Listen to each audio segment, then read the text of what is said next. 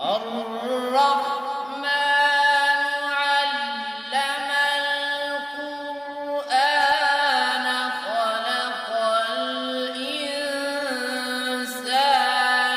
علمه البيان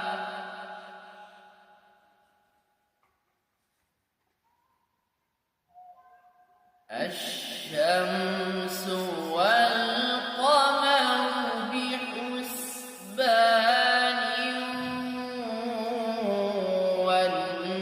والنجم والشجر يسجدان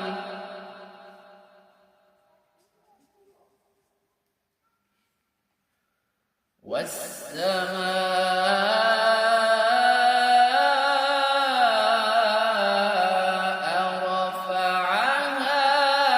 ووضع الميزان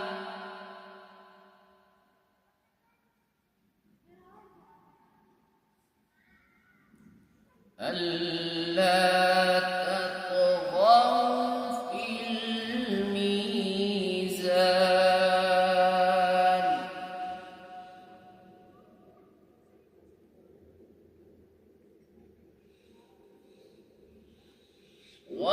وأقيموا الوزن بالقسط ولا تخسروا الميزان والأرض وضعها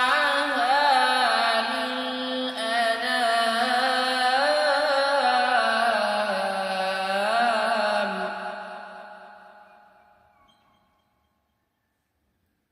فيها فاكهة والنخل ذات الأكمام والحب